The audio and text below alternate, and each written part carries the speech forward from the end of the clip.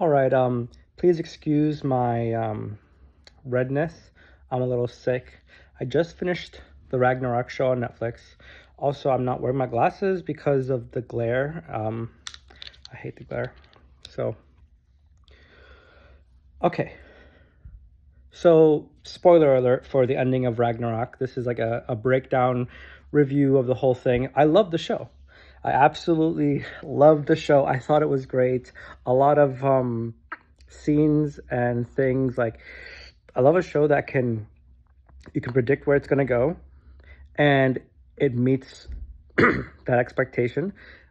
And then also like when it happens, you're not feeling like I saw this coming. Uh, it's not fulfilling, but the scene happens and it's awesome and it's what you wanted, but also better. So that show had really good writing, really good acting. I watched it in Norwegian with English subtitles. I started watching it in English, but I could tell right away something was up. And then when I, scrolled down on the Netflix and saw there was an option to like listen to the original version, I did that. I suggest everyone watch it in Norwegian. It's just much better, not only with the lip sync because it's what they're actually saying, but also that's what they actually sound like. And when you hear like someone's real voice, uh, things just the acting is just much better. Like it went like I watched most of the first episode in English, and when I switched, I genuinely felt like the acting level went up because like all their inflections and the emotion in their voice, everything was there. So that's not to dumb down on like dubbed voicers. Anyway, I'm losing track. The show was awesome. I loved it, but the ending was interesting. So I gave a spoiler alert. Um, a lot of people are thinking it's implied that it never happened. All of it was just in his head, and I don't I don't agree with that. Here's my explanation. All right, so Lauditz and his boyfriend, when Lauditz is telling him about the Midgard serpent, uh, his boyfriend's like, okay. And sometimes I imagine things, when I was a little boy, I had an imaginary friend. But then the serpent comes out and spits out the hammer.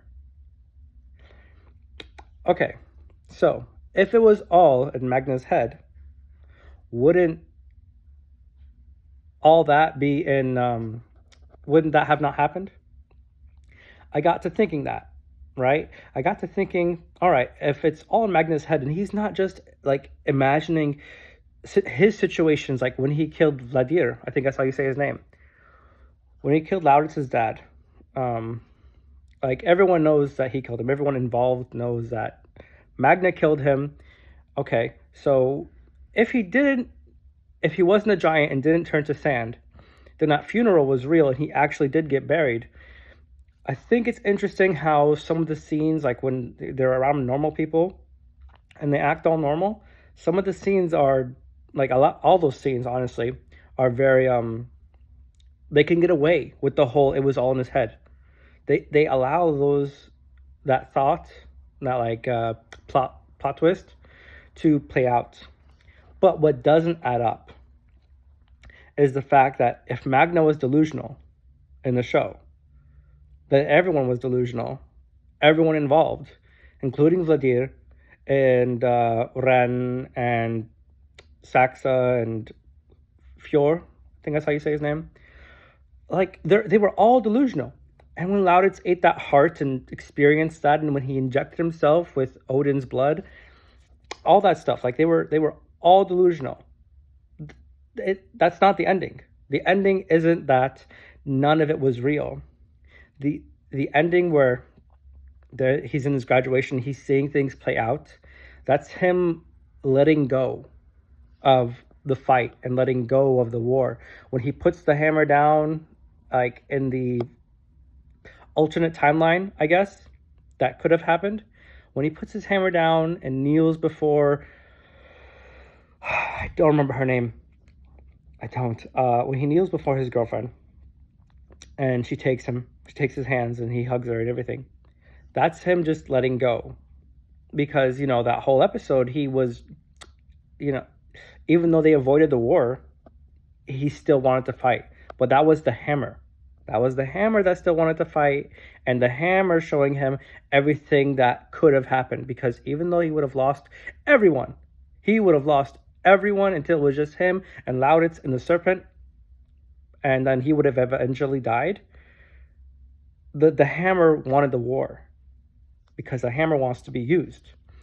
It reminds me of the show Lucifer, Azrael's blade, in the hands of mortals. Sorry, here's a spoiler again for a different show, the show Lucifer on Netflix also. Spoiler alert. So, Azrael's blade, Lucifer, one of Lucifer's sisters, Azrael, the god, the angel of death, her blade in the hands of angels can kill even an angel and possibly even God. But in the hands of mortals, not only will it just kill the mortal, it will destroy their soul. They will never exist in heaven or hell. They will just completely be wiped out. And when it is in the hands of a mortal, it wants to be used. It completely takes the most insignificant ordeal and turns it into life or death. So when someone was late on rent, I think, or something either that or someone spilled coffee on a laptop, something super annoying, but not go kill someone for, they got murdered. That was the first murder of the episode. So it reminds me of that. The hammer wants to be used. It has a life of its own. You see that with a lot of mythology and magic-based stories, like in Harry Potter, Harry's wand. Everyone's wand had a will of its own, especially the Elder Wand, which was made to kill. So, oh my God, it's so weird not having my glasses on and looking at a phone that I can't see what's going on it. I can't even see my face. Anyway, so I really don't think that it was all in his head. At the scene that sold it to me, I watched the ending twice, not the last episode, but the ending. The scene that sold me on it was when he went and sat down with everyone at the table, and they were all there except for the stepmom, I think, but the other Jules, oh man, speaking other languages is difficult. The other one, Saxa and Fjord, they were there. Lauditz and his boyfriend Odin was there. All the gods were there. The only human present was, what's her name? Magna's girlfriend. Magna went back and forth with glasses. That isn't, what's it called? That's not in his head. As someone who wears glasses, if this were all in his head, as soon as he realized, he would have put his glasses back on, just like all those other times he lost his vision, his ability to see perfectly, in the show. And in the beginning, when he saw that deer that had been murdered with its heart ran out, that Vladimir killed, he saw it from a mile away or more, and he saw just the head. He didn't see the whole body. It wasn't it was exposed, but it was exposed so far away. He killed that deer in a very remote location, and Magna saw it. So there's too many things that happened that couldn't have been just in his head, right? The ending wasn't him coming to his senses and realizing it was all in his head, like in Fight Club. Spoiler alert, sorry. The ending was him letting go and realizing he doesn't need the hammer, he doesn't need war or violence. They made peace, and the peace can stay. So yeah, I watched a couple reviews about the show right afterwards because people have done some explaining videos, and what they're explaining isn't what I think the writers are going for. Because if it is what the writers are going for, they did a horrible job of foreshadowing. A horrible job. Because they would have had to explain Lauditz and his eating of the heart, becoming giant, having two different eyes. They would have had to explain how Magna imagines what's going on with other people when he's not around, which isn't impossible, right? No, everyone has imaginations. They can imagine scenarios where their friends are hanging out with them, or hanging out without them. That's totally understandable, totally reasonable. But when those people make plans that end up affecting the main character, and there's just no way. There's no way it was in his head, because one, the foreshadowing, even in this season, even in the final season, the foreshadowing wasn't there for it to have all been in his head. And there's no explanation for how, one, everything that happened to Lauditz, stabbing himself with a screwdriver to prove his invulnerability, his pet serpent. If Lauditz hallucinated that, and Boulder, his boyfriend, the god Boulder, hallucinated seeing that and it spitting out the hammer, what is happening in Edda that is making everyone hallucinate that they're gods? Because if everyone is that delusional, everyone involved is that delusional, like, that wouldn't happen. And Ren going to her therapist, talking about everything, first of all, if that was actually happening, she would definitely have been reported to police. When you're a threat to yourself or others, or you think someone is like a threat like to you, she outright said Magna killed her husband, and he's threatening her to kill her with the weapon he's carrying around. That therapist 100% would have like reported that. I don't know why he didn't. That would have been pretty interesting to see play out. But anyway, I don't think what they were trying to say with the ending is that it was all in Magna's head. And if that actually is the ending that they intended, like, that was it. You know, nothing was real. It was all in his head. They should have put the glasses back on him, and should have like had another scene where he tries to call the hammer and does not come to him, to prove to himself and to everyone watching that what isn't real. I thought there'd be one last scene with the hammer. Honestly, I did, like where he lets it go or throws it back into the eternal flame, or just throws it like into the sun, maybe. But that didn't happen. So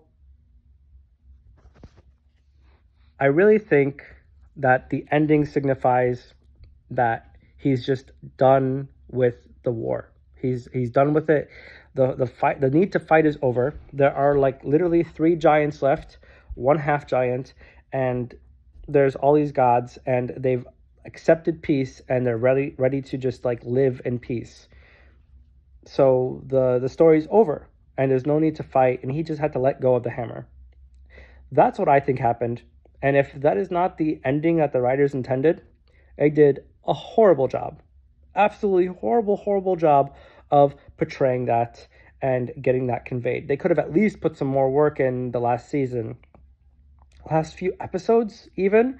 What's it called? Game of Thrones did a better job of completely destroying a show in a few episodes. They're going to try and do it in 1 to 2 scenes in the last episode. That's another reason why it doesn't make sense that they're just like screwing everything over. Game of Thrones did a better job of ruining their show than Ragnarok did.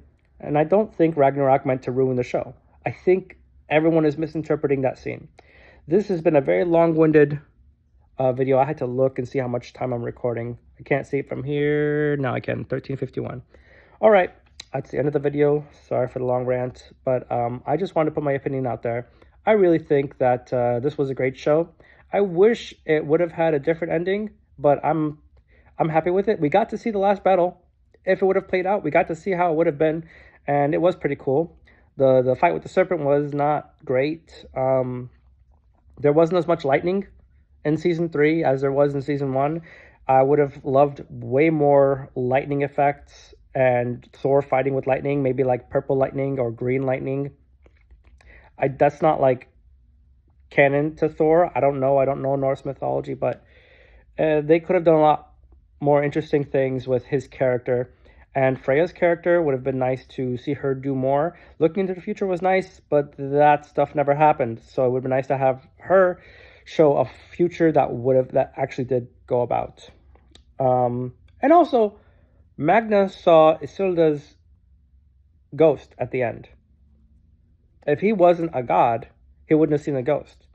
It wasn't a mirage of his imagination. She comes and she goes. So like there's no way that none of it happened. Anyway, I'm gonna end it here. I could talk about this forever, but you guys have a good day.